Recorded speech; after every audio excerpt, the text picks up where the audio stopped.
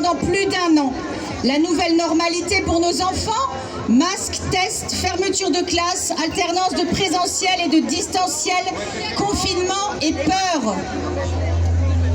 Témoignages des enfants, de leurs parents, des enseignants, des éducateurs sont compilés par les collectifs partout en France. Témoignages et tribunes sont à lire sur le site Enfance et Liberté. Ces témoignages ont été partagés à différents acteurs de l'éducation nationale. Il n'y a visiblement pas de sujet pour notre ministre.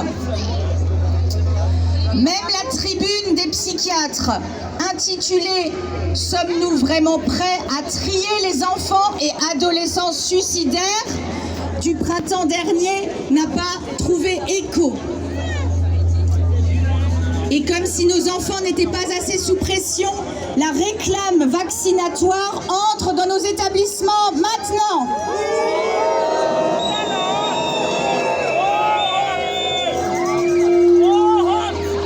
Depuis juin 2021, comme l'indique Eduscol, le site officiel d'information et d'accompagnement des professionnels de l'éducation, je cite: « Les enseignants qui le souhaitent sont invités à animer un débat au sein de leur classe en présentant les avantages et les inconvénients directs et indirects de la vaccination en général et contre la Covid-19 en particulier. » Pour ce faire, Eduscol fournit un guide professeur pour débattre avec les élèves sur la question de la vaccination.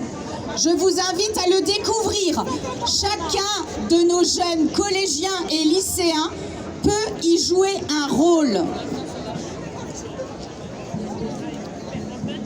Quand l'un d'eux prend la position, et je cite, « Pas d'état d'âme pour décider de me faire vacciner », son personnage peut être Aristote le Sage,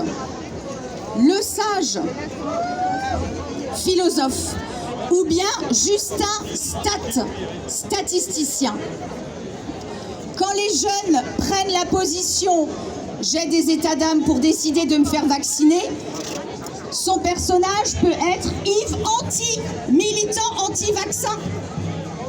Ou encore Fabienne Moyen-Âge. Allez lire sur le site Eduscol. Et tout au long de ce débat équilibré, les enfants sont appelés à voter sur la question se faire vacciner ou pas. Et Eduscol propose de clore la séance ainsi. Maintenant que les élèves ont débattu du sujet et entendu différents points de vue concernant les vaccins, quelle est leur opinion? Demandez-leur de voter une 3e fois et notez le nombre d'élèves qui ont des difficultés à décider de se faire vacciner. Voici le libre arbitre dans nos établissements scolaires.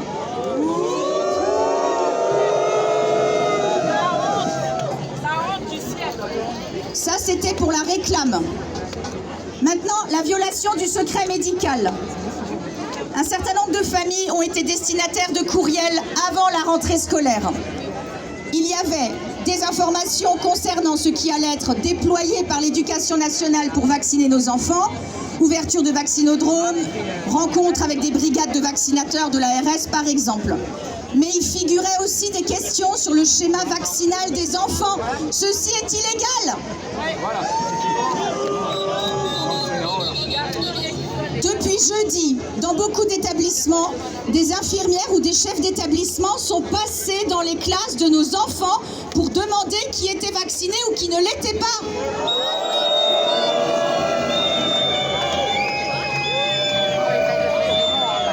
Les jeunes répondaient à main levée. C'est illégal de poser ces questions. Il faut que vous le sachiez, il faut que vos enfants le sachent. Ils n'ont pas à répondre à ces questions.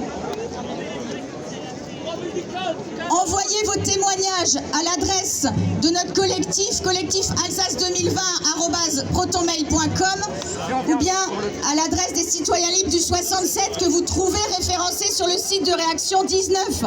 On a besoin de vos témoignages, des témoignages de vos enfants pour réagir juridiquement au mois de septembre. Au mois de septembre. Ensuite, évidemment, était évoquée l'impossibilité pour les jeunes non vaccinés de participer aux sorties scolaires à partir du mois d'octobre. Voici les messages qui sont passés dans les classes de nos enfants. On ne veut pas de passe sanitaire, ni pour nous, ni pour nos jeunes. Beaucoup d'enseignants en ont assez. Ils sont devenus gendarmes des masques l'an passé. Ils ne sont pas conseillés en vaccination.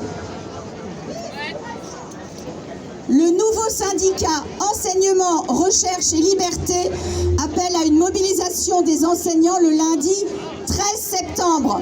Alors la veille de la mobilisation du 14, s'il vous plaît, venez avec vos enfants, grands et petits. On va soutenir les enseignants, tous les personnels de l'éducation devant le rectorat à 14 h, lundi 13 septembre. Merci. Merci Carole. Je vais laisser la parole à un soignant, Philippe.